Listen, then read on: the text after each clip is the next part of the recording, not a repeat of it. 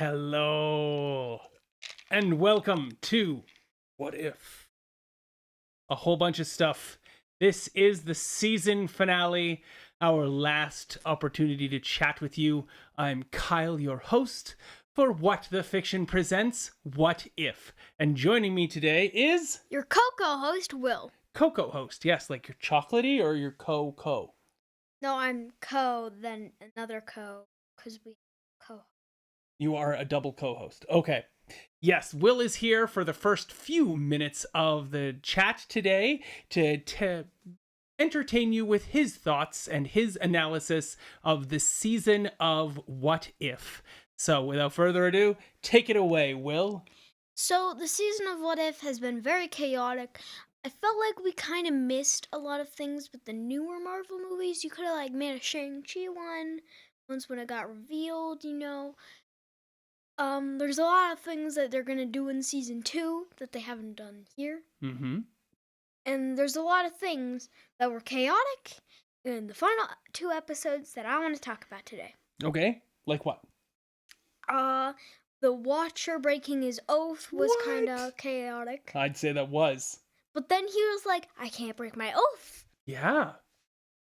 He was like, I broke my oath. I can't break my oath again. Do you think that's going to have any meaning in the second season that he broke his oath? Yes. Yeah? Okay. I feel like it's going to mess up the multiverse. Interesting. So what were your thoughts about these last 2 episodes? Pretty cool, honestly. Mm-hmm. I thought Ultron was Vision. Oh, yeah, I had thought Ultron was Vision as well. Turns out, big bad. I was kind of upset that it wasn't Vision. Mm-hmm. But then I was like, I really like this episode. But then I was like, where did Green Robot go? Where did the green robot go? I don't know what you're talking about. The green robot? The guy who was Green. The guy who was green? Arnim Zola. I just don't know his name. Oh, okay, yeah. Where did Arnim Zola go? Did he get uploaded back into Arrow? Well, I think that the virus was still in the Arrow no matter what. That it didn't matter. Like, it's just a virus program. It'll stay on the Arrow and go into whatever else it injects into. But I think that Arnim Zola beat Ultron and won because that's why his tummy turned into the green thing. Yeah. And so Arnim Zola won against Vision or Ultron, and then Killmonger and Arnim Zola got locked in a battle. Mm-hmm. Any cool moments you want to tell us about? Definitely when the Marvel scene went, like the first Avengers scene went around and they were spinning around. Oh, neat. When they did the Guardians of the Multiverse spin? Yeah. Okay.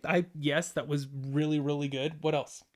Another thing is I felt like they just added Thor because it's Thor. You know, they have to add Thor because they did an episode on Thor. Yeah, I agree. Even though they had so many other characters. There are a lot of other characters. I kind of wanted to get into that, and then it got way too complicated. I'm going to try, though, later in the stream, so stick around, Will. Hang out and watch that. What episode of all 9 had the highest chaos levels? Since that's what Will is all about. Was it still the zombie one? Or was it this one? This last episode? It's tied with zombie... this 2-parter, and let's see. The Doctor Strange one? Yeah, Doctor Strange. Okay, I would say yeah, those rank up there for me as the most chaotic of episodes. Any final words from you, Invisible Drink Boy? Stay hydrated. Okay, we'll be right back in 2 seconds. The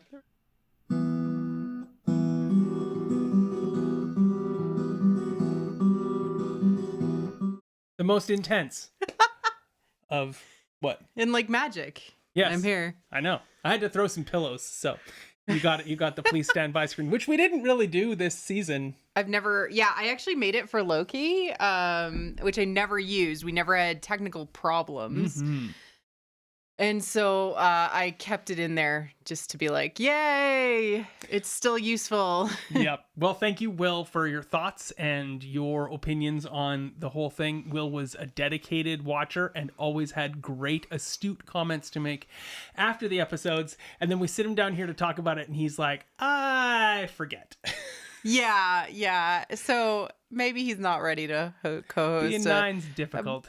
Co-host a whole stream show. Maybe Yes. not. Yeah. So let's talk about episodes 8 and 9 and our general thoughts. I'm Marie-Claire Gould, your regular host of What the Fiction.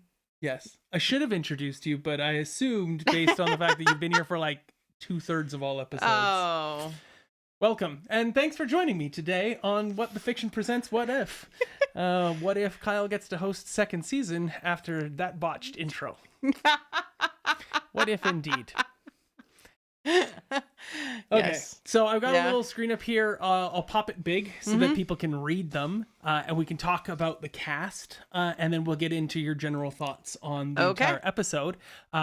So on the left-hand side, the big long list, that was the cast in this episode, and then the cast from 8 are on the other side because there's a couple of people that did not feature at all in episode 9 that were only in episode 8. I do want to draw attention to, though, is the addition of Ross Marquand as Ultron. Yes. Because they could not get James Spader, they literally got the next best thing, which is a celebrity impersonator, and he was Aaron in The Walking Dead, if you recall that show. He does so much good. We literally watched Yeah. him do impersonations last night because we were like, wow, this guy can do impersonations. And I guess that's the way to go when you can't actually get the real voices. Yes, Ross Marquand does micro impersonations, i.e. he's very good at doing like a 10-second bit of a person and makes you feel immediately like, oh, that's that guy. And then he quickly moves on to his next micro impression. It's really neat to see, but he's got an amazing James Spader one, and people were commenting on Twitter. They were like, I thought that was James Spader. I could tell right away. Yes, but you could. I have like a superpower where I can tell people's voices really easily. What was the one actor I was like, is that actually the actor? Oh shoot.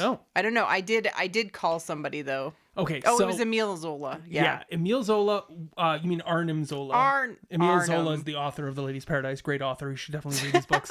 Sorry, Arnim Zola Arnim. was in fact Toby Jones. So Yes. that was confirmed. However, episode 8, because it had the smallest cast, also had the least number of repeat or MCU people coming back to lend their voice to the character again. So instead we got Lake Bell, Josh Keaton, Mick Wingert, Alexandra Daniels as our stand-ins along with Ross Marquand. So episode 8 had almost half the cast was made up of new voices for those characters. And then we got into episode 9, which was like a litany of the original people across the board. So that was really cool, and I thought that was neat. So back to you then, Marie-Claire. What are your thoughts about episodes 8 and 9? So I actually thought they hung really well together, but I was a slacker and didn't watch episode 8 last week and watched them back to back, and they worked really, really well together. Episode 8 was very, very low, but then you immediately go in and you're like, the Watcher has decided to take action. Yay, everything is saved. A dark middle chapter is what episode 8 was. Did you not watch 8 because I was I was just down really on it? busy with like work. That's and fair. like because I worked a lot last week. So It's also kind of opportunistic because I was very much like, oh man, they left us. It's like a dark note. It's an Empire Strikes Back. Like, oh, Luke and Vader. Oh no. Like, it was really a dark. I was not happy at the end of episode 8. of episode 8. Yeah, do they really need to do it again and again and again? But you enjoyed episode 9. Correct. And I felt really bad for all my negativity that I've had over certain episodes that have not been aired on this show. I did not want to express my negativity about those episodes. And then I found when we got to the conclusion of 9, well, they wrapped everything up in a neat, tidy bow, and they showed you why they had to go there to get there. You had a really good explanation about how Marvel seems to really care about their audience and Mhm. how they want you to come along for the ride and trust them that it'll be okay. And so, like you said, it's like they cradle you in their hand. Yeah. And like occasionally they bobble their hand a little bit to like Well- scare you or make you feel Not you, like but the like your thrill. heart. Yeah. Like, as a person who is drawn into fandom, like Star Wars or The Lord of the Rings or Marvel, those are your big ones right there, or Star Trek. When somebody goes and puts out, when you've got a new piece of art for that fandom, you have a lot of people have their character, their personality pieces are tied up in their love and appreciation for these things. Good or bad, that is the way it is. And when somebody makes something new, you need to know that you are holding that fandom's heart in your hand, and you need to hold it and take good care of it and treasure it because it's important, and you need to take it on a new adventure. You want them to go on an adventure, and with Marvel in this What If, a few of those episodes, they kind of bobbled my heart in their hands and gave me a big lurch and a scare. Not unlike like I was at a Disneyland ride, but it felt like, am I going to crash and fall? And 2019, the end of 2019, with both the crushing disappointment that was the end of Game of Thrones, and then followed up immediately by the even bigger despair of the Rise of Skywalker, people and their trust and faith in fandom was shaken. And some people within the Marvel fandom also felt the same way with the end of Endgame and how it ended. And like, anything that kind of comes to an end has the opportunity to produce feelings of desolation, even if you enjoyed everything about it. Yeah. So you also kind of grieve the loss of the property or the story that you've gone along with, because your brain can't tell the difference between the story that was told and somebody that you actually care about who's a real life person. Your brain feels like it's experiencing the story of somebody you care about. That's how being a fan works. And so when you put for good or bad, your brain can't tell the difference because it thinks with its heart. I hate to say that, right? I mean, we're getting visual spectacle and 7.1 or greater surround sound to be fully immersed in the experience. And when you're visually seeing every micro expression on a character's face and hearing everything around you, it is hard to not feel in the moment. But the same thing can happen with a book that you're reading, a story, because it's all psychological. It's so much harder, though. It's fundamental to how humans exist and how we tell stories about ourselves. And then when you hear stories about characters, even though they're fiction, like I talked about this with The End of Tross, we can't tell the difference. Exactly. So it's not surprising that, especially when a story ends badly, you mourn the loss of the potential. Right. But this didn't. And yet I kept thinking that was going to be the case. And I really needed to put my thinking cap back on and recognize that Kevin Feige trusts and he has this wealth of history behind him with Marvel. He fully puts his trust and faith in a large group of people around him. That's why they built the trust, right? There's a brain trust. There is a brain trust. It is not a story group, but it is a group that manages the future of the MCU. Yeah, they're like a board of directors that will be there to take over for Kevin Feige or to find his replacement should or when he decides to step down. The MCU Council, it's like the World Council that decides to bomb New York and then it gets like killed by what's his name in Winter Soldier? Yeah.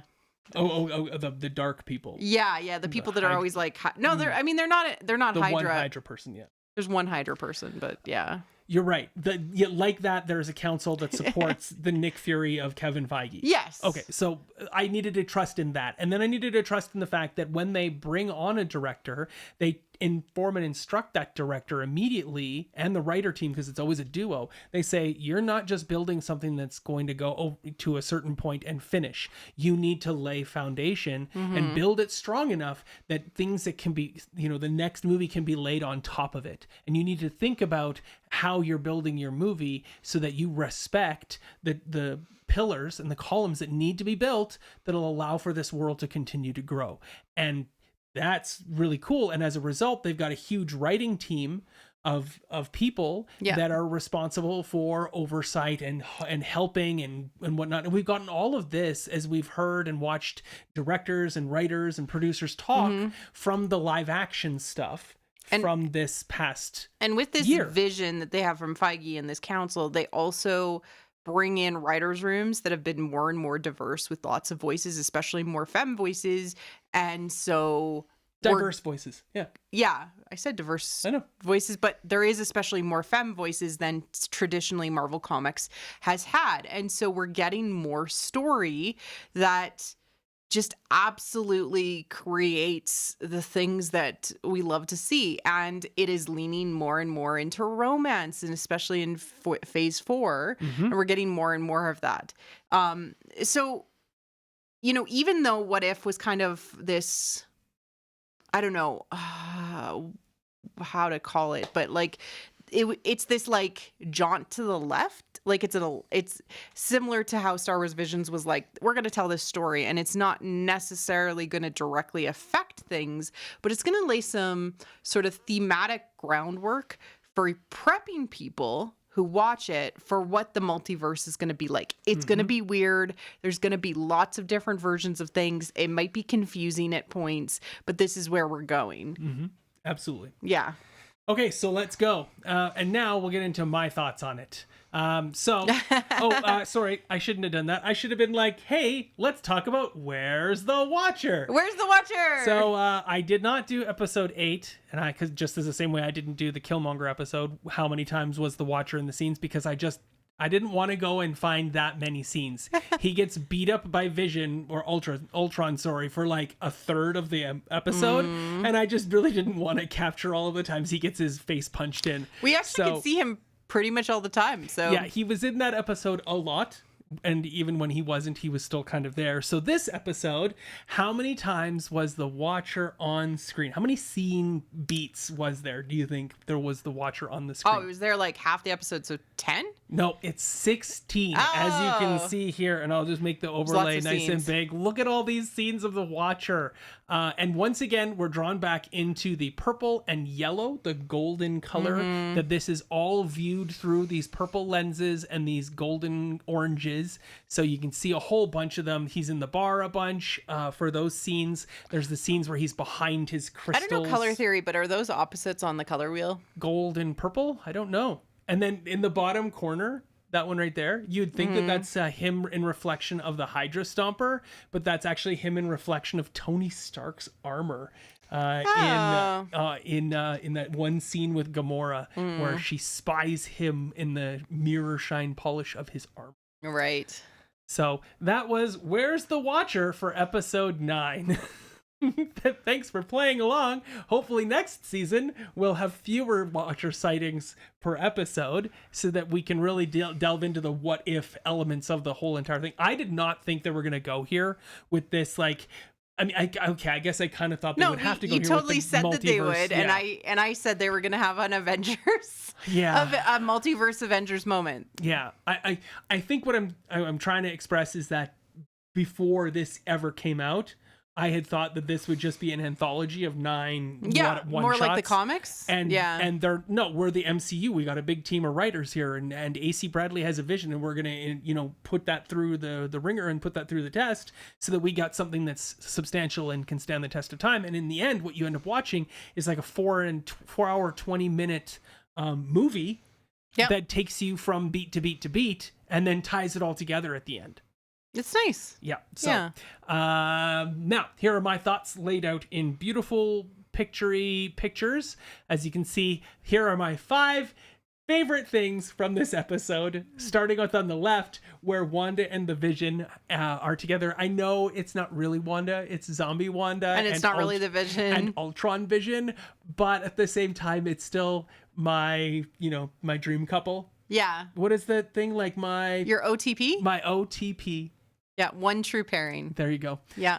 So I cannot help but always be like, oh, and then you could see when she recognized Vision, like her face changed and then the whole world blew up. And I kind of thought to myself, Wanda did that.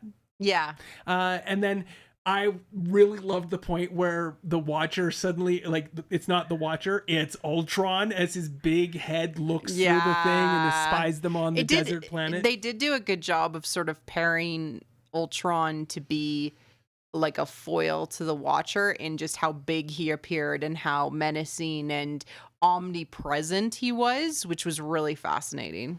Absolutely. Visually, they did that really well. I 100%. And then right in the middle, I want to call it my number one, but the top three there are all kind of all the same. They're all like a super. No, this is my number one, and it's the double shield takedown where Black Widow using the Red Guardian's shield and Captain Carter using her shield both take out Ultron from either side, and it's just that was fun. You really liked the girl power moments of this episode. I kind of ship Agent Carter and Black Widow. I won't lie, I kind of ship them. Yeah.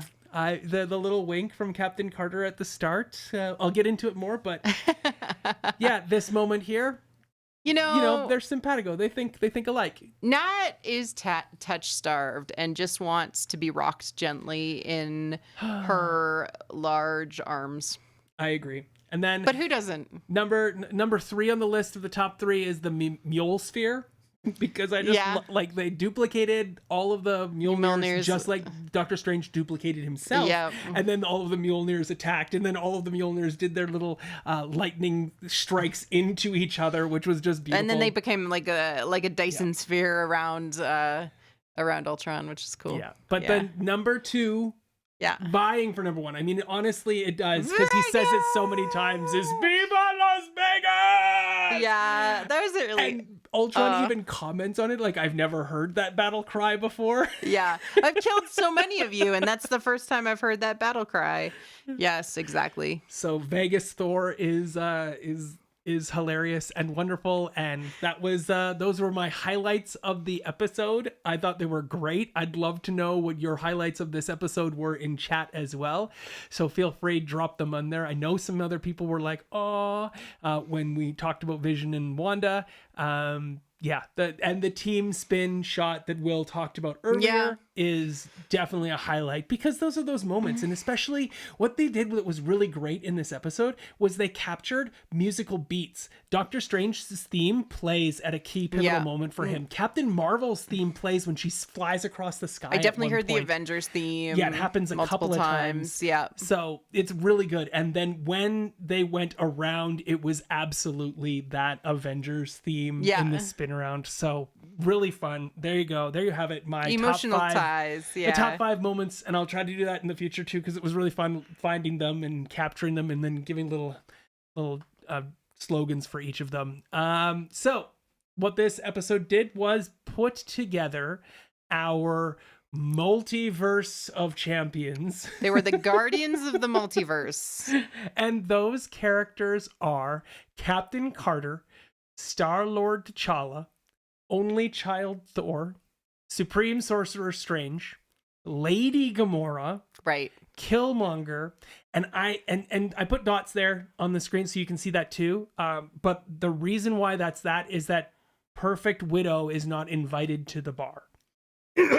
Right. And I call her Perfect Widow because she's like a Black Widow and she's always killing the people around her. She kills people around her, yeah. And so she is the Perfect Widow because she is the only one left in her entire universe. Yes, that is true. She survived everyone else.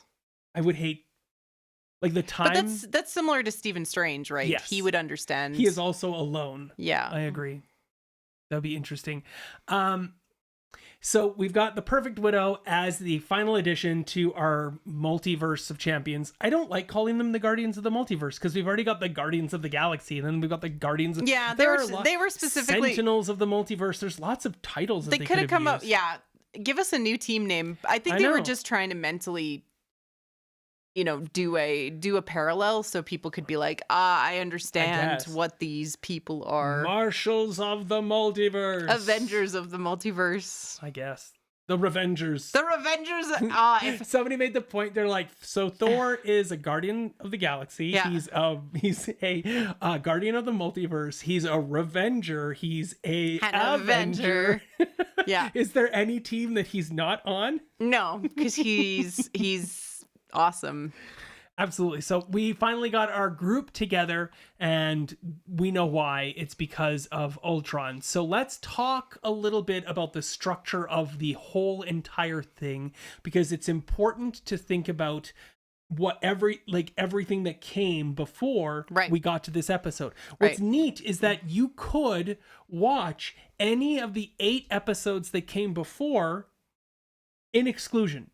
You could even watch this episode, I would argue, in exclusion and still be It like, would make so much less sense. no, I know, but it would still be entertaining because of he shows up and he's like, you random hero, you're coming with me. And so it does set it up to say, because it sort of semi-introduces the world that they're in and then says, hey, random hero, you're in. Because we got that with Gamora, and we'll get into that later. Yeah, I will respectfully disagree. I think you absolutely have to have seen what came before in order for any of this to make sense. I'm not saying it's not better that way, but like if you're just gonna put on random the scene of What If, like for the most part, okay, you have one blank because it requires foreknowledge. Yeah, it definitely does require. Yes. I mean, when the zombies fall, they'd be like, what? And then Zombie Wanda's there, and you're like, who? I think there's lots of moments where that would happen if you watched that. Yeah, this fine. one. You can't only, watch in it in reverse. exclusion. It would be funny to watch it in reverse. I think the watcher has watched it in reverse, and that's how we got here. No, you're right. He's like Stephen Strange with the time stone. I think it is, honestly, because Yeah. he set everything up perfectly in motion. And that's what's integral and important to talk about here. And so let's break it down in episode by episode and talk about how that episode feeds into episode 9, shall we? So the first one here is we've got the Captain Carter verse. So every single one of these episodes I'm renaming to a verse of some kind. Just to be on brand. Yeah, gotta be on brand. So this episode is important because it sets the tone for What If in general and gives us the most rooted form of picture in shots from the movies, and that we need Captain Carter at the end of all things. And it does a bridge between the movies and between What If so well because of how closely it ties back. Yeah, and so another thing you'll see too is I based on these here, as I pulled up all of the posters that they made for the show over time, and one of the episodes got a lot more posters than the others. So Captain Carter got 2 posters, one for the Hydra Stomper and one for Captain Carter. And I wanted to say that Captain Carter is basically our leader of the team, like Captain America. Captain Carter dies at the end and then is brought back after fighting this horrible beast, which we still didn't get much more evidence as to what it is other than seeing more of it this episode. She did react when she saw the tentacles come out of Stephen Strange. Yeah.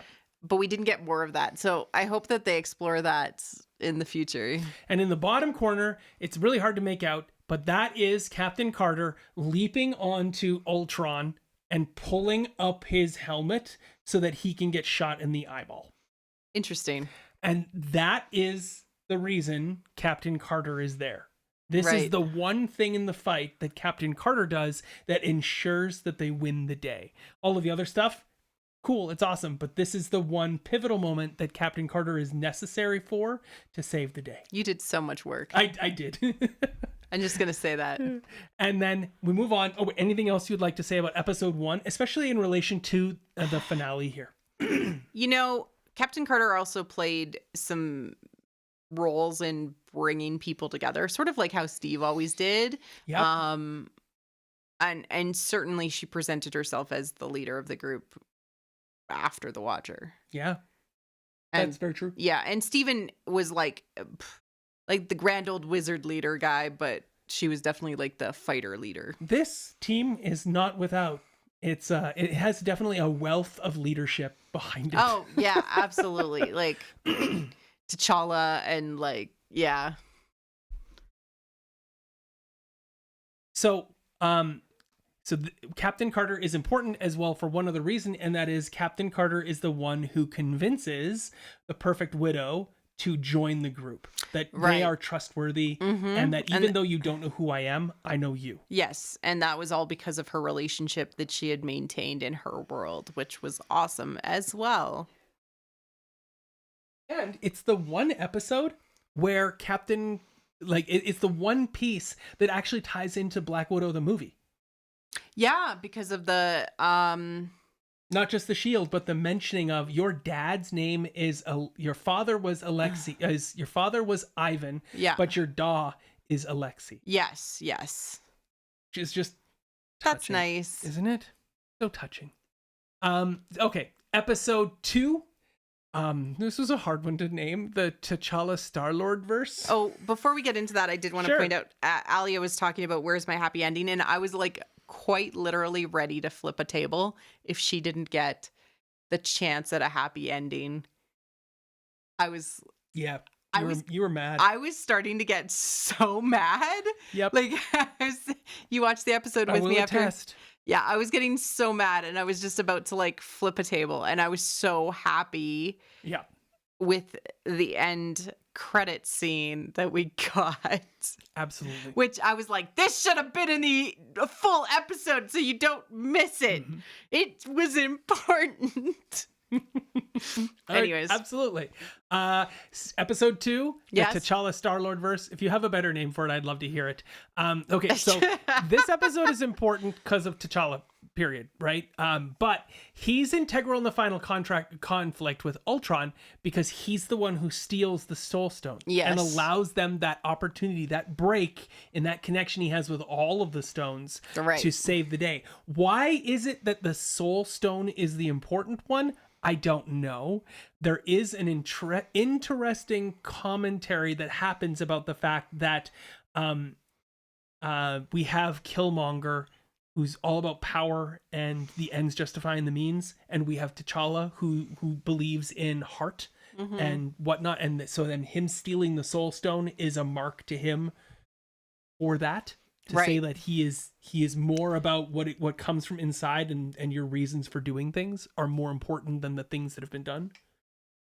I love your logic.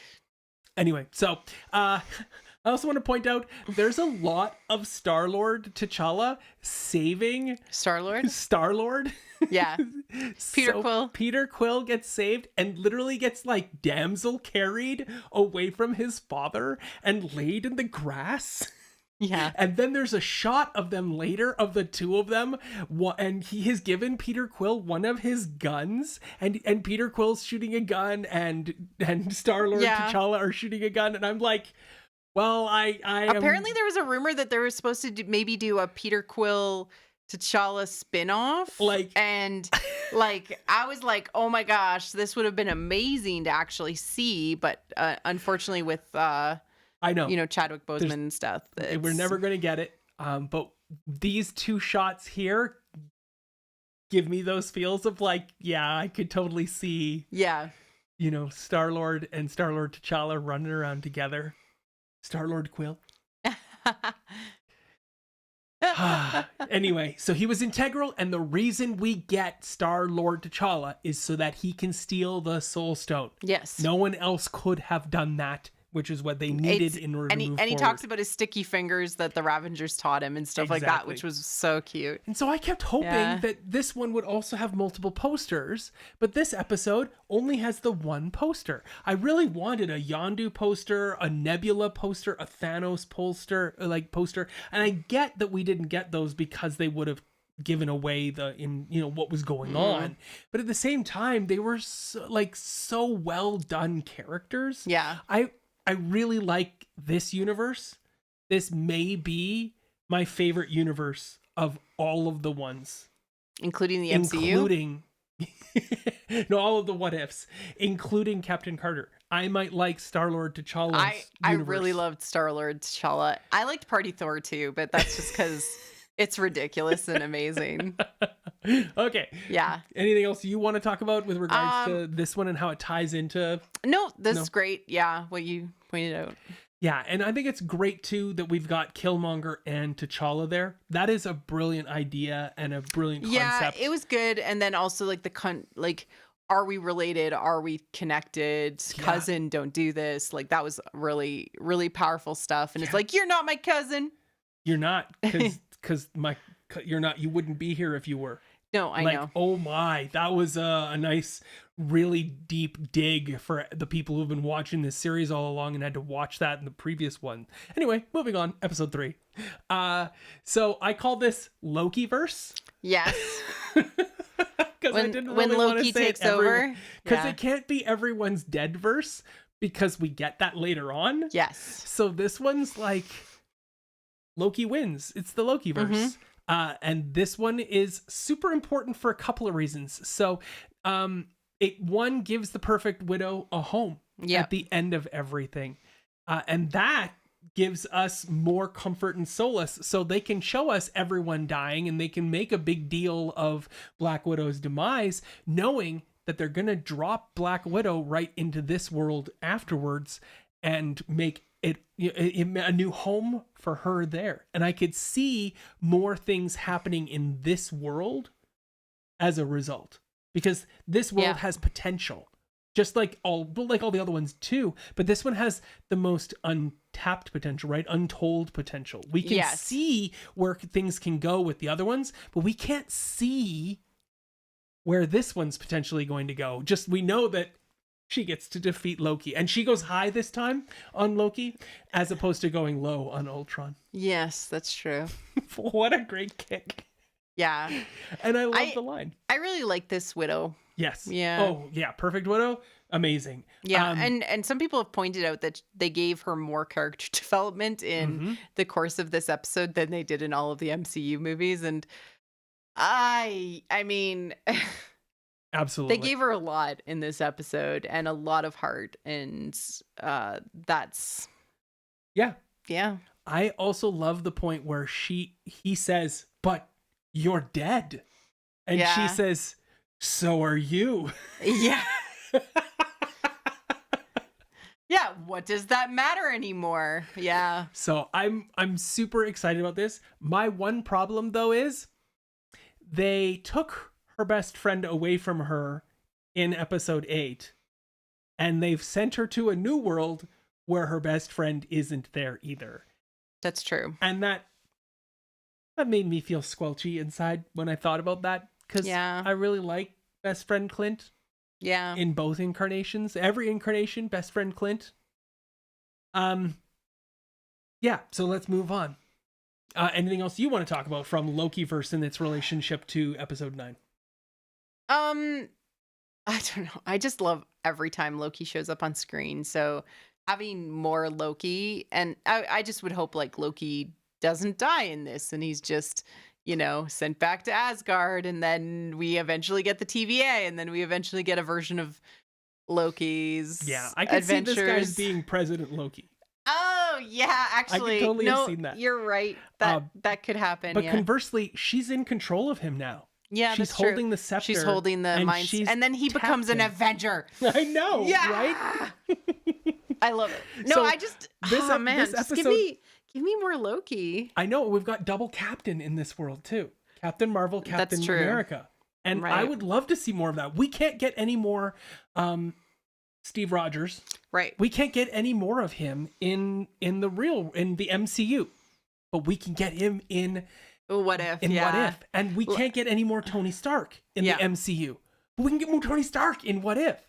And I think that's really interesting, in that the one thing we're really missing throughout the entire gamut of this What If is we're not getting much Tony Stark, and we did not get much. Maybe they're saving it more for second season, just so there's more space, and that they've already established, phase 4, and then they can tell more stories behind that. But like in so many ways, it's not a fix-it fic. Exactly. It's it's an alternative way to still tell more stories without demanding that those stories take center stage, which I so respect after the week that I've had in the Star Wars fandom. Yes. But welcome to canon fanficking. Yes. Yes. Canon fan fiction. Okay, episode 4. Okay, this episode is important because without the Sorcerer Supreme, you really can't beat Ultron at all. Yes. Like you don't even have a foundation to build on. He's the only one with enough power to hold Ultron back.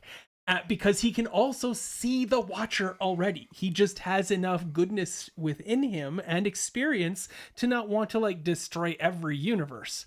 So it shows also, this is important, this episode here, because it shows the concept of a micro universe. I'm putting up the quotation marks, even though you can't see me. That is made up of just one person and like no grass and no food and no water and probably no air, but it's still viable. If you break this, it will cause the multiverse to be in danger. And it's like, oh my God. So we not only have to deal with the multiverse, but we have to deal with micro universes, micro universes within the multiverse. So there could be like, it's like the idea that you like look into the never-ending mirror concept or whatever. Like, what if there's a microverse inside of that microverse inside of that microverse inside? I liken it to the fact that this is the tie-in to the Men in Black, because they're making the galaxy a little on tiny Orion's marble. belt. Yes, the galaxy is on Orion's belt, which makes so much sense after seeing Men in Black. And for those who haven't seen Men in Black, you should watch it. It's really fun and campy. Especially the first one. It's really good. And then you'll understand what we mean by when we say the galaxy on Orion's belt. Anyway. Vincent D'Onofrio, who, Kingpin, is in the movie, and he is the most amazing physical actor. He plays Edgar. And if you go back and you're like, that was the Kingpin, you will just be blown away. Blown away. Absolutely, 100%. Yeah, shout out to Men in Black and Edgar. Sure. R.I.P. Edgar. So on the same topic, though, the Watcher has freed Doctor Strange from his micro-universe to go and do this task for him. Where does he send Doctor Strange to in the end, other than to like keep an eye on his little new snow globe? Back to his microverse? It didn't seem like that was the case. Where was he? It wasn't really clear. And also, are you sending him back to his micro universe to just sit there alone holding a ball? It didn't seem like that was the case. It's very Buddhist of him. So I wonder where Multiversal Supreme Strange is going to go next. And because I don't see an end to that character. He did not get a full resolution for that character. And I think we're going to see more. Okay. I liked his story, and I like the fact that he had a semi-redemption arc because of this adventure that he went on too. Yes. And he understands his like what he owes to the multiverse. Yeah. Yeah. He definitely rose to Chidi Anaganye's lessons. Yeah. Which I'll get to in a bit. Moving on, episode 5. Well, this one was easy, everyone. This is the Zombieverse. And also, if you were taking tabs at home, which episode had the most posters? It is this one, because they wanted to show us every single zombified Avenger that they could. Yes. Because they had a lot of fun doing this episode. And I'm sure that the comic writers that also write the zombie comics have a lot of fun doing that and imagining it this way. Not personally my thing. No. Okay. This episode is important because, well, Zombie Wanda. And the drop of zombies, which was entertaining. Well, it gives a mountain of fodder for the Watcher to dump on Ultron, and then also putting zombie Wanda in Ultron's way so that we get a little, Wanda Vision moment, which is beautiful. However, I want to point out now, though, that zombies are now on 2 different worlds or 2 different universes. Yeah, but that one was empty. Was it? Yeah, that was the empty one that they went to. I think that was just a random one that they went to, and they were waiting because No, they said this one is empty and we won't draw Ultron's attention Yeah. until we want to, and then Thor was like, I remember, I excel at getting unwanted attention, and then he shut up. So the only reason Zombieverse episode exists at all is so that they can do this scene of dumping zombies on Ultron. Dumping zombies on Ultron. Which they already knew. We know because the Vision cannot be infected by the zombies, that it was going to be a completely moot point, right? Like he could just emit the sound that would make the zombies not go near him, right? Like he could just do that. It was zombie Wanda that they were because Wanda can control what Vision. is she's weird, I think is what they keep saying. Yeah, she's weird. Until I think that this new movie, then we're gonna finally get the what is special about Wanda.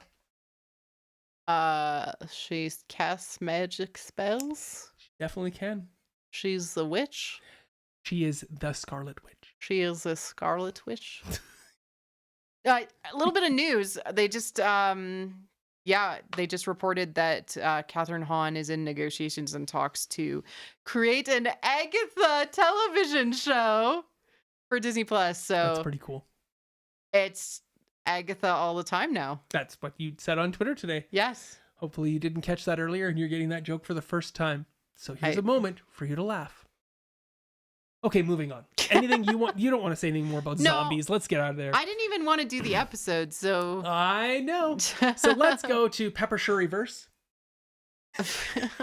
Because and this is important because we need to know that at the end of this episode, Killmonger's gone. He is trapped, right? Right. He's locked in his own battle for global multiversal domination.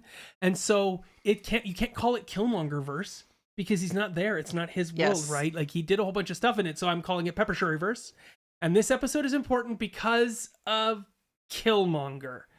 And I didn't see this coming. Episode 6 made me so disappointed with What If.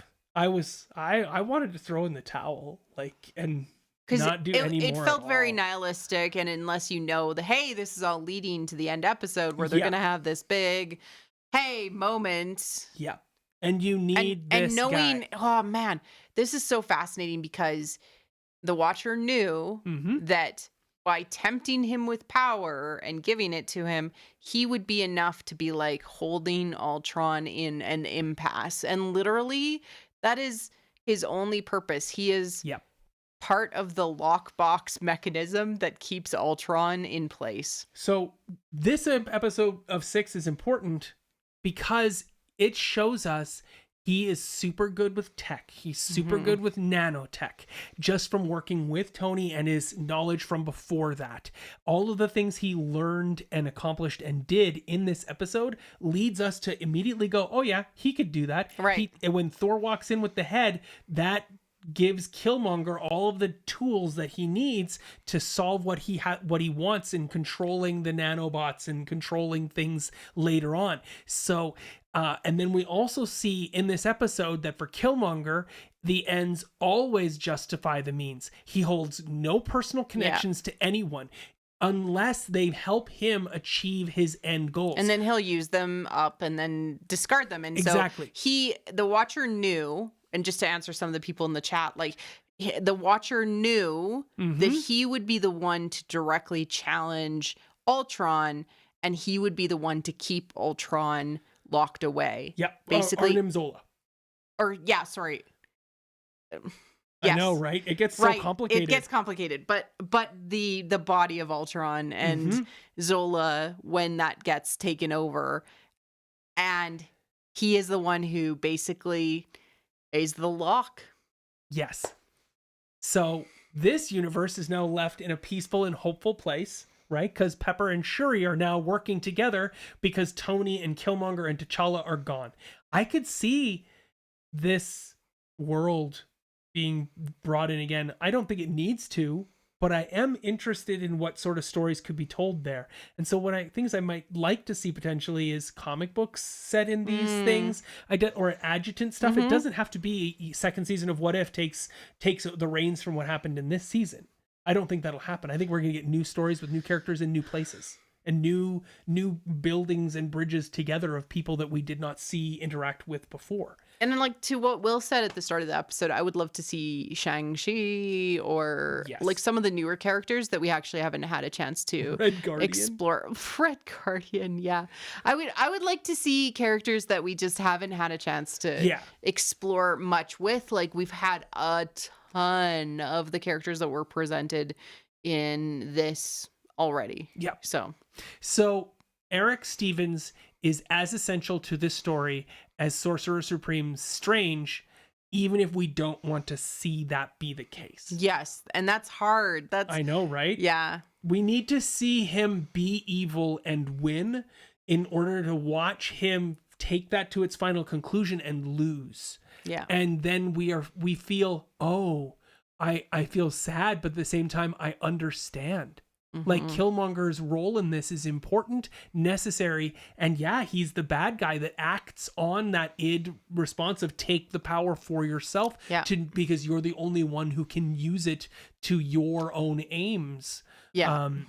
And it is a very, like, I don't know, 1980s, like, I'm gonna take this for myself, and then gets caught in the trap of, like, it's a very 1980s, sort of story. It's Indiana Jones and the Last Crusade, where he seizes the Grail, and he's like, this is the Grail, and he drinks from me. He's like, you have chosen poorly. Then he melts. Yeah. It's like the Watcher should have told Eric when he grabs the things and he starts to freeze up, and he's like, you have chosen poorly. Because he did, right? He could have been the savior. He literally could have saved the day. All he had to do was just stop the stones, not collect them. Ultron's gone. Arnim Zola can't control all of the other robots there because they're not on them. Well, actually, they're back on this world, so he's back with the Hive. But either way, I don't know. Super cool. And the turning point of the entire season that is there for, like, the low point of the season that builds back up and shows you why you had to get there. Yeah. And they gave you an incredibly fun episode just before the kind of end arc too. Yeah. And so we definitely needed a palate cleanser. I talked about that a couple weeks ago. When we took the week off because this episode had happened. And that leads Party us Thor! to, and I have called it Mrs. the Duckverse. No, I don't like Howard the Duck marrying Darcy. I think it's hilarious. It's funny, but and it's not going to last. It's going to be annulled faster than Ross and Rachel's annulment. Yes. Party Thor there, though, like, us getting Party Thor, because although he feels like Thor, yes, he's just so much more fun. Yes, I agree. And okay, so this episode is important because it gives us Party Thor.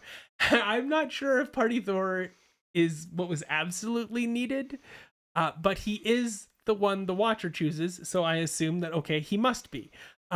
It's likely that he's the one chosen because he's good at, as he says, attracting unwanted attention, which he says twice, which tells us in a 22-minute episode that is really why he's there.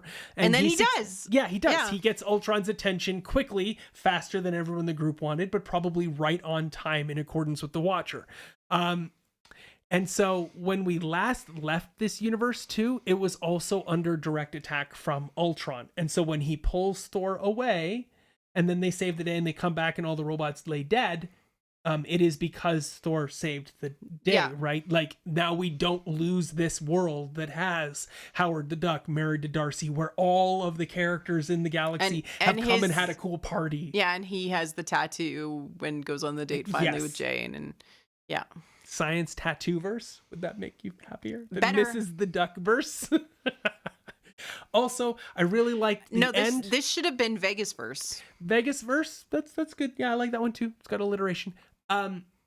This one, though, like, it ends with Jane throwing herself into Thor's arms as though Thor has been gone for a long time, when really he was just there fighting and he never left. Right. But we needed that as the audience. We need that. You know, he is a hero. He's the only one with a girlfriend. And they only had a few seconds to really, like, show, like, the outcomes. And this is all we cared about because guess what, folks? Relationships matter. They do. I captured the one where she's throwing herself into his arms, but she does, and there's a gleeful look on both their faces that I tried to capture. But the funny thing is like a fraction of a second later, she nestles into his chest and they both have this look of contentment on their faces. And yeah, it's a really nice moment where and I talked about it at the time too, that this episode was important because it showed us that relationships matter, and that the relationship between Jane and Thor is real and true kind of across multiple universes. And then it's important in the context of the finale because it gives us a character to root for who is super cool. And this is something that I've talked about in Star Wars a lot, which is, why do we fight wars? Why do we fight to defend anything if nothing really matters or we don't have love? Well, having love and relationships to fight for allows us to connect to the characters going through it. And we knew that Thor was trying to fight and save Darcy and Darcy's world. And then when he comes back, we get that, he did it. Yes. And that's our emotional reward for going along in the journey with Thor. Gwendy's right. I'm riffing off somebody in the comments. I'm gonna change it. It's no longer called Mrs. the Duckverse. It's called Friggaverse. You're right. Because she's alive and she's kicking butt and she's pulling her son by the earlobe and making him do the things he needs to do. And yet she's still getting to go party with the girls. Go Momverse. So, Friggaverse is what I'm calling it from here on out. Because mostly because Aaliyah hated what Mrs. the Duckverse so much. I also hated it. Yeah, I'm okay with that. All right, the Perfect Widowverse. Okay, welcome to Perfect Widowverse. This is episode 8. Yes. And this is the first part of the two-parter, but it is also the only other universe we get. So this episode is important because this is the world that Ultron originates from. So we need to see the origination of this bad guy, right? And he destroys everything there too. He nukes the world, and then he destroys every civilization on every planet across the entire galaxy, leading to a nice, quiet, peaceful everything is quiet until he hears the Watcher's narration and leads to an entire other problem going on. But I've called it that before, the Perfect Widow, because everyone else is dead. The world is important because this is also where Ultron's Infinity Stones originate, and we need the Widow to fire the arrow. Yes. It's left on its own, right? Still there, still charged in the first one after the sentry doesn't work because he's gone. We need her there, and this world is important.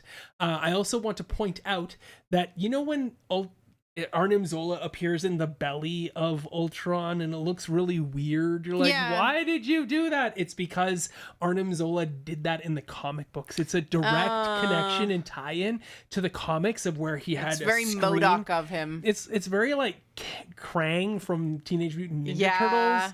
I think there's a lot of derivatives from that. Your intelligence is in your belly.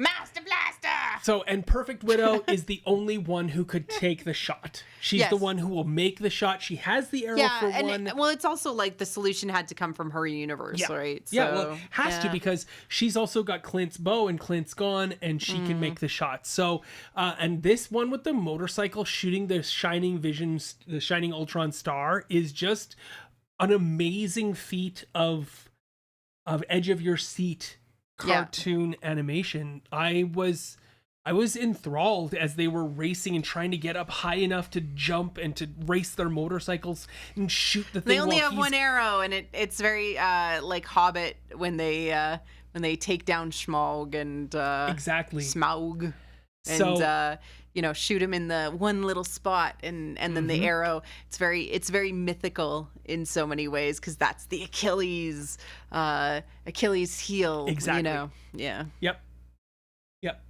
It's perfect. It's wonderful. It's well thought out. Yep. Each episode has a fundamental reason for existing leading up to this episode, and I don't doubt that if we'd gotten the full 10 episodes for the season, that we would have had so much to tie in as well from the other episodes to this one. But nonetheless, this is super, super wonderful. And episode 8, even though it ended on a dark note with the rise of the multiversal villain, I still felt, I didn't feel as unhopeful, but I definitely felt like, okay, let's go do this. And then unfortunately last week there just wasn't time to run a stream and to talk about it and to get everybody together for it. And I was the only one who had watched it. So anyway, I'm really sorry that it's left a couple weeks shy on our stream. Thanks for sticking through with us as we go. Wait, what? Did you just say 10th episode, Kyle? Yes. Yes, I did, Kyle. There was a 10th episode that just ended up not being able to be finished production. Exactly. It was What If Gamora? What if Gamora? Okay, first, I want to point out something I learned today, and that is in the MCU, Gamora and Tony Stark have never interacted. There has never been a single interaction between Tony Stark and Gamora. Ever. Wow. And I've watched a whole bunch of videos on this because AC Bradley, who is the writer, had a whole bunch of animation studios that were working on What If. And one of their studios in Asia got hit really hard with COVID and had to shut down for an extended period of time. I think they even lost people. And as a result, she was given 2 options from the studios, right? Like not from Marvel, but from the animation groups that were doing it. We can either get you your 9 episodes finished and then you can release, or you have to wait an extended period of time and then get your 10th episode. Mm-hmm. And they made the decision that, no, we are going to go forward with only the 9 episodes. We think it can hang together and hang well enough on its own without it. So what we have is the 9 episodes that they actually intended and created and made. And so the things that happen with Lady Gamora and Tony Stark that are like, what? Okay, I guess. I mean, maybe they just needed a shoehorn in a Gamora. That's not the case. Her episode was entirely planned out, written, and begun in the animation process, and then could not be fulfilled in order to make episode 10. And also, just so you know, that Lady Gamora episode is slated to have been episode 4, so or 3. It was supposed early. to be really early in the season. And it gives us some really cool things. So one of the things we know is that she is a survivor of Sakaar, which is where the Tournament of Champions happens. And she is also the Slayer of Thanos. Or Destroyer of Thanos? Yeah, Destroyer of Thanos. So we know she kills Thanos, and she has his sword. His helicopter blade sword. I know. She has that. She is wearing golden armor, not unlike somebody who has defeated a tyrant fascist king, right? And she's running around with Tony Stark. Tony Stark's armor is really cool looking and has a whole bunch of symbols and sigils on it that look a lot like Sarkaran runes and Sarkaran marks. In fact, a lot of his armor is very reminiscent of a lot of the tech that can be seen on Sakaar. So you have a theory about where he ended up, yeah? Yes. Or how he got there, yeah. So my thinking is that Gamora and Stark team up, take out Thanos, and then she gets taken away by the Watcher, and we get to see this cool hurrah moment, right? Yeah. Things are always good when Tony Stark lives. That was another comment that I watched on the YouTubes earlier, is that things are always good when Tony Stark lives. When Tony Stark dies, things go poorly. Yes. In this episode, it would have taken place in Sakaar, so we wouldn't have gotten Jeff Goldblum to come back for like 6 lines. So he doubtlessly had more lines than that. Yeah. Him and we only had one shot of him, I think. No, we had like Unleash the Foam, and we're taking the scoots. And that was pretty much it. Yeah. So I think he had a lot more to say in this, in this Gamora episode. And Sakaar is such a fun place. Like having Gamora and Tony there is just, I mean, I know, right? Like I'm excited. So say your theory about how Tony got there. Okay, so Tony gets there because I think what's going to happen is that the change is that Captain America will have closed the. It was Black Widow that closed it. No, it was Captain America. He says close the thing. Well, yeah, but Black Widow actually does. He calls it sooner, and they do it. All right, sure. Black Widow closes the thing sooner, and he doesn't make it through. He doesn't make it through the rift. He doesn't come back, and so he ends up in space, and then in the garbage dump. Yeah, into the garbage dump of the universe of Sakaar, right? Yeah. And then he winds up in the tournament of Sakaar and has to like use his human way. Now, here's another cool thing that we found out is that Taika Waititi was named as one of the voice actors for the season. Yeah. He is not in the season. So he was probably playing Korg. Korg is in an episode, but he has not one single line in the episode. Everyone is so sad that they haven't gotten to see this episode. I know. Well, wouldn't you be sad? I mean, I'm this sad. sounds like the best episode. I like Yeah. right up there with the others With that are hopeful, right? Yeah, T'Challa Star-Lord and Party Thor. Captain Carter, all Captain of the Thor, hopeful yeah. episodes. This Yes, is this reminiscent is of one it. of those, yeah. Okay, so Tony ends up in the tournament. Thanos knows who Tony Stark is. Yeah. He wants to take Tony Stark down because Tony Stark has now ended the Chitauri War, right? Yeah. Like he lost Earth as a result and he didn't get to go and take it. So he finds out where Tony Stark is and he sends Gamora to go kill Tony Stark. That is my assumption. Yeah, that is what I think is what happens. Then Tony like flips her, and then they go after Thanos, and they kill Thanos, and they destroy the stones and the Infinity Gauntlet. Yeah, so they survive the Sakaar together, and then they go and destroy Thanos, and everybody dances and has a good party. Everyone is so sad that they haven't gotten to see it. But guess what, everyone? You're going to get the episode Because it's going to be at the start of the next season. They're going to do it as a prequel episode for next season so that we get this episode. They wrote it, they've animated it, it's happening. Like it's literally the first thing they started working on as a result of the fact that they cut it, they did this season, and then they started working on that one next. So we'll get 11 episodes. My I don't hope is. know. We'll find out. We'll find out. If we do get 11, I'll feel like it's a gift. Yes, especially if it's like they just really wanted to tell this episode as part of it. So it's kind of sad as well that Zoe Saldana did not come back to play Gamora, but at the same time, you can only do so much. So everyone's happy now. Yeah, aren't you glad? Like I am over the moon about the fact that we are going to get this Gamora episode with Tony Stark. Yeah, can't wait. Okay. So, all right, let's move into the last bit here. And I want to talk about why did this show matter? This is important. Yeah. We did a lot of recapping. And I've talked about why some things mattered in the lead up to this last episode. Yeah. But why did this matter? What did this... I mean, other than just the meta conversation of preparing an audience for a very weird concept of what you know doesn't necessarily matter 100%. Yeah. It's these other concepts that you need to also pay attention to. Spiker does games 100, which is our son Will. He believes that this show matters because broccoli, corn, broccoli. So yes. I'm going to hope that means something to someone somewhere. Thanks for the wild and crazy emojis there, Will. Yes. This show matters for several reasons. One, it shows that canon fanfic, as I've talked about at the beginning, has a place at the table, and that if you come to Marvel with a unique and individual and different idea, they're going to say yes, because there's always been a place for it. These what if comics have been around since the 70s and have like 114 issues of them, and I don't doubt we're going to get more. Yeah, is relevant and important because it gives us something else to hang our hopes and our aspirations and our thoughts and our dreams. The main writer is A.C. A.C. Bradley? Yes. A.C. Bradley, drop your AO3 fanfic account number or username, please, so that we can find out which fics you're liking, because we know that you are. Absolutely. Like, this is here. This show mattered because it gave us relationships with characters that we had not heretofore gotten to see. We haven't gotten to see Hydra Stomper Steve and Captain Carter.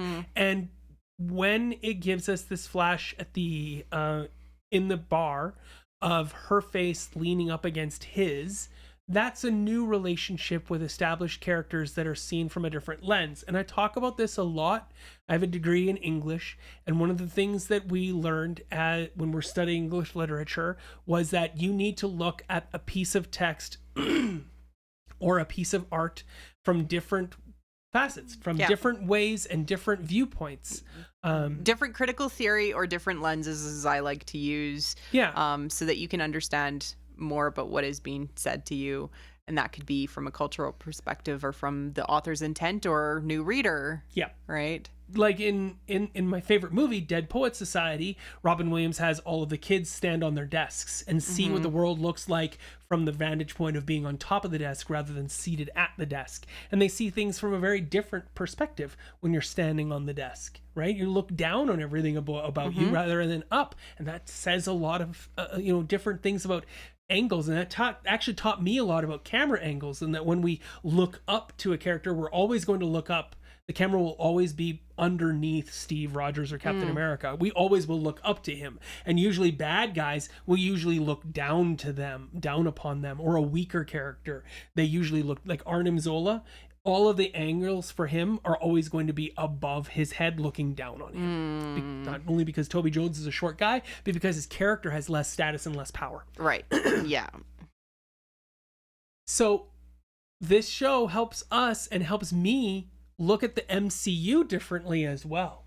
Yep. So that's one of the great things about this sort of fiction, is that it gives us an opportunity to shine the light back on our normal movies that we got to see, and give us new reason and new motivation to watch them again, to see some of those shots that we now saw in the cartoon that maybe we didn't catch were actually copycat shots from the movies, to watch First Avenger again and go, I wonder what else could have been different, and think further along the what if vein that this show is giving us. And it also gave us an opportunity to live with those characters a little bit longer when we didn't have that opportunity. Like, there is no more Captain Carter, or there is no more Peggy Carter. There is no more Steve Rogers and Peggy together.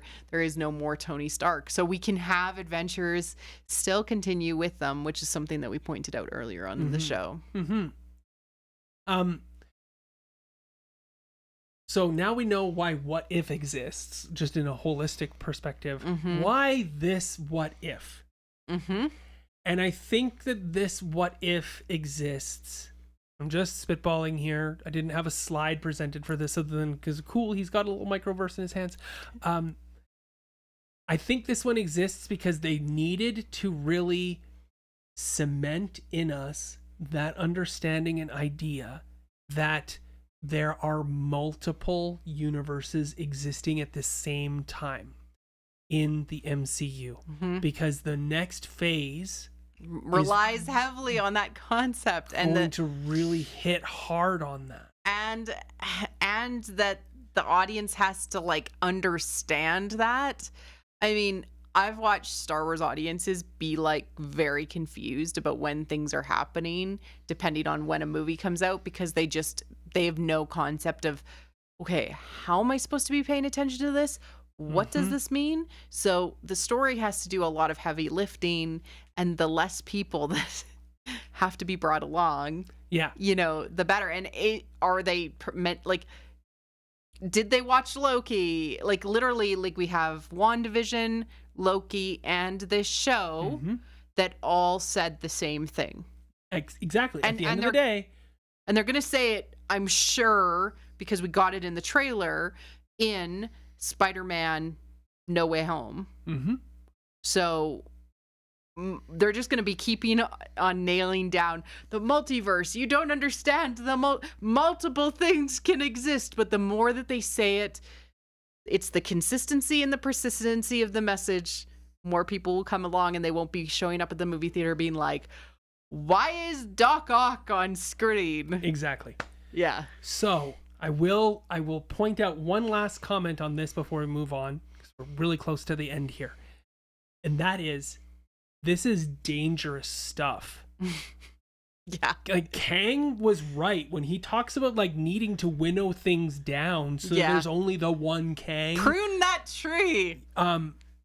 If there are multiverses, and there are infinite number of multiverses, and there's an infinite number of things that can happen, when you just think about the Watcher here and the Watcher winning in that one universe, what does it say? Like, isn't there instances and perspectives and thoughts as to where the Watcher lost in all those other ones, or Ultron got the upper hand in this other moment here? What's going on there? Oh, now we've gone down a rabbit's hole, and that's not and moving through the multiverses so much and the like waves associated with that, and that there are multiple beings that have the power to cross multiverses and affect other multiverses. Like it's a lot. Yeah. One quick note, though, is that when they were doing the fight, which we didn't cover that episode, so I didn't really get to talk about it, when they were doing the fight and they're punching, and Vision Ultron punches the Watcher into a world, and you can see that Stephen Grant Rogers is getting sworn in as the President of the United States. That's actually the Ultimates world. Oh, is it? That's happened. So Ultimates was literally tied into the multiverse here. And there was also shots of Mustafar and a few other things. Debunked that it wasn't in fact Star Wars. So anyway, there are some Star Wars fans in the animation studios. They probably already have Phase 5 and Phase 6 set in their mind, at least the overarching plan. I don't think, given the amount of money that they have and the people and the trust that they have in those people to at least develop the overarching thought. And we also have to look at the fact that Marvel's a comic book company that is used to building these decades-long stories and recognizing, like, hey, things continue. And having multiple Spider-Man titles running at the same time, or multiple, X-Men comics happening at the same time, different titles. So my point, though, is they've got the experience, they've got the foresight. So I think that this multiverse wildness that is going to happen is going to be resolved at the end of one of these phases. And I kind of feel like the Eternals might have a place, a part to say in that.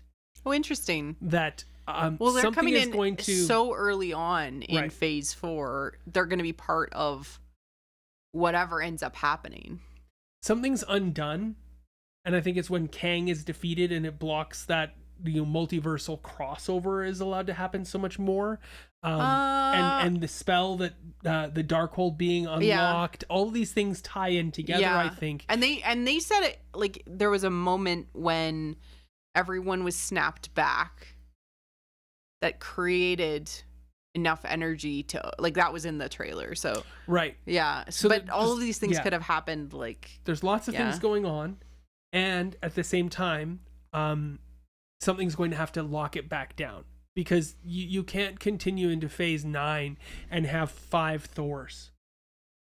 You're going to have to figure out a way so that you don't just have a bunch of Thors go and save the day. Now, granted, the comics did that. There's literally the Thor Corps, whereas there's even a duck Thor and a frog Thor, and we saw a frog Thor in Loki. But I think what they're going to do is ensure that when they move past this phase, this multiverse phase, that we're going to cement things into a proper place. Yeah, and I think that they're going to hand it off to the kid Avengers by Phase 5. I don't know if they'll get to that point or if they'll need to. They'll have enough other They're going to tell that story. They're setting it up with all of, like, Billy and Tommy and Miss Marvel and Kid Loki potentially. I don't know. They have the option. It's in there. But I think that one of the things that this What If has done for us, though, is given us the strong likelihood of a live action Captain Carter. That would be amazing. Yeah, and I think that that's coming along based on what Haley I saw. Atwell, do your push-ups. Yeah, can keep busting it up. So we got to the credits. We're done. Wait a second. No, this is Marvel. We're not done. After credit scene. I was like, Kyle, is there an after credit scene? Because I was so mad. Yeah, and I was like, this is Marvel.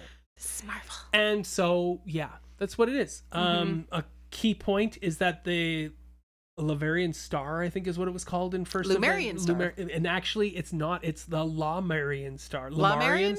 Yeah, it's not the same ship, because that was the ship that was carrying Arnim Zola. This is the ship that's actually carrying the Hydra Stomper. So it was a different boat entirely. But it had Batroc. Yeah. You didn't even do your French accent. I did not do my Batroc accent. Yeah. And I was all set for that. He is a delightful character. I am so sad that we probably won't get more Batroc, but he was amazing. Yeah. I love how he laughs while he's fighting. We got him in Winter Soldier. Yeah. Or not in Winter Soldier. Falcon Sorry. in the Winter Soldier. Falcon in the Winter Soldier, sorry. True. Anyway, here we go. Hydra Stomper has been basically Winter Soldierized, I'm guessing. Yeah. And so we might get Winter Hydra Stomper. All I know is that my Funko Pop has not yet arrived. I bought the big one of the Hydra Stomper flying through the air with Captain Carter on his back, and I can't wait for it to arrive. And as soon as it shows up, I'll take a picture of it and put it on Twitter. It's supposed to be here by the end of this month. Yeah. All right. So that's it, everyone. That's the credits. How'd the you credits feel? have rolled. Wait, hold on. Oh. I got one last thing I want to talk about. Okay. What exists in the walls between the worlds? This. And this is really important to me because this is one of the key concepts about where you take things like where science fiction happens, where you can actually take things and scientific precepts and ask good questions and then see how that changes and it has an impact on our reality. And then we didn't really get that in this, but I'll show you here some pictures of some TV shows and some other elements that are about the world between worlds. And it is entirely like a Star Wars concept as well. Brandon Sanders does a Sanderson. Okay. Brandon Sanderson. He also has a concept that's very similar in his books. This is, when you go into or between the layers of things. Exactly. And the world between worlds is the Star Wars version of this. So in the walls between worlds, the first example here in the yellow is actually Thor getting sucked out of the bar because he opened the door. Yeah. And that's what led me to think, okay, so this bar has been created as a micro universe in between the walls of the universe. And we've seen a ton of that in amongst all the crystal shimmering that's going on for the Watcher, and that then Ultron vision breaks into, and there's the nice shattering of the crystals, i.e. the lens through which you view things, right? There's all this beautiful stuff. But it led me to start to think about other instances where that exists in science fiction, and one of those... we'll be right back.